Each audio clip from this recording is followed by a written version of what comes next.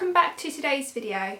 It's been quite a quiet week so far on the emails, so I hope you are all having a good week. No doubt you are all out enjoying this glorious sunshine, hopefully, and getting that vitamin D and enjoying the nice weather whilst we can. Without further ado, let's get into today's maths. Number 1, 49 add 60. So what we can do is count on 6 lots of 10s from 49.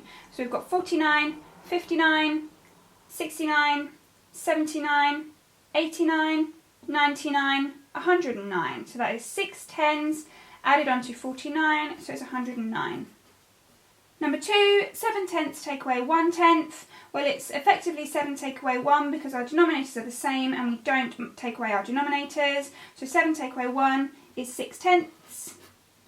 However, you could simplify this fraction by dividing both the numerator and the denominator by 2. So 6 divided by 2 is 3, 10 divided by 2 is 5. So 6 tenths or 3 fifths. Number 3, 3,997 add 1,716. I'm going to do this using the formal written method.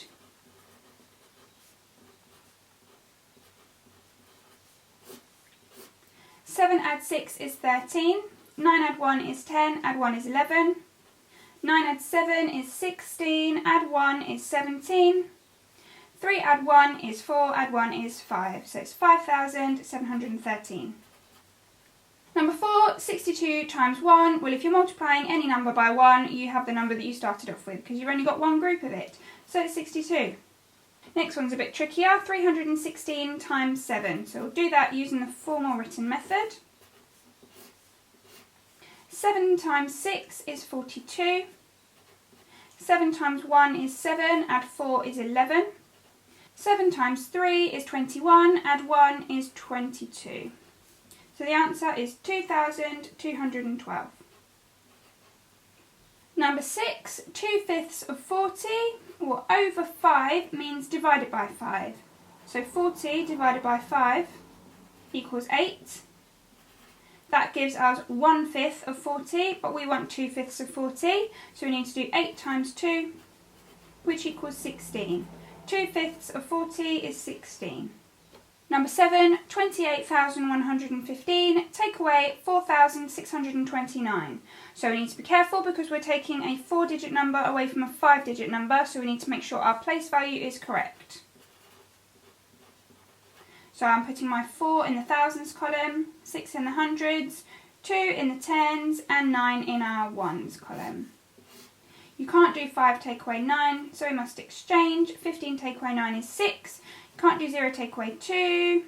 10 take away 2 is 8. Can't do 0 take away 6. 10 take away 6 is 4. 7 take away 4 is 3. And 2 take away nothing is 2. So the answer is 23,486. Number 8 is 30,600.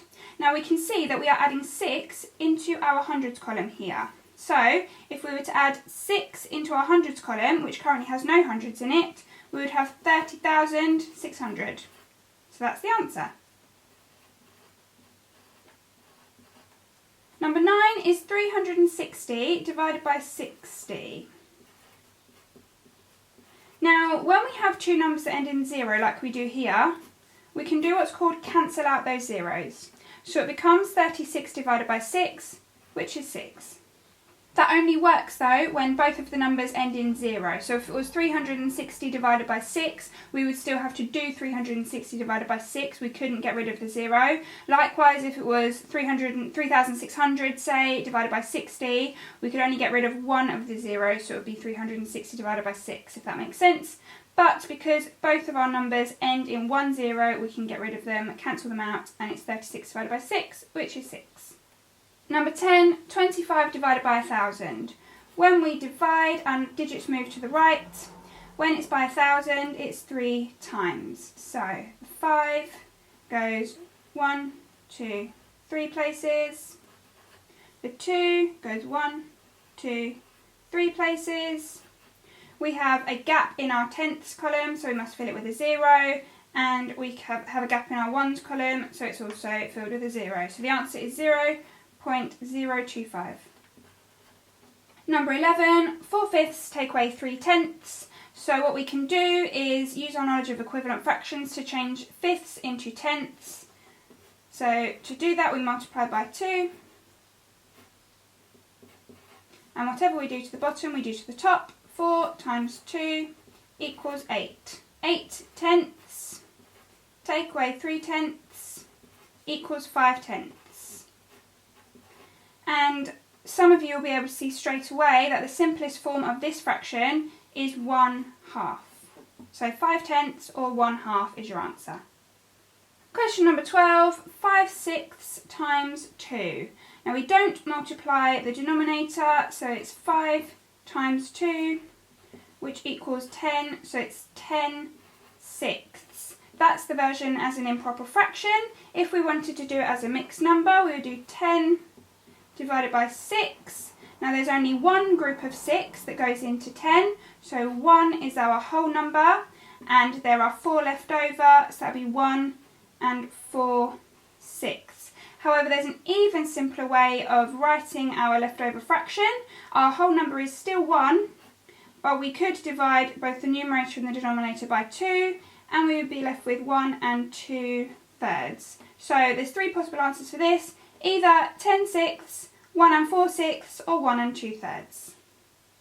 So that's it for today. There will be one more video tomorrow going through tomorrow's maths, and then that will be it for the term, which I can't quite believe we're nearly at the end of term 5, but there we go. See you in tomorrow's video. Thanks for watching. Bye.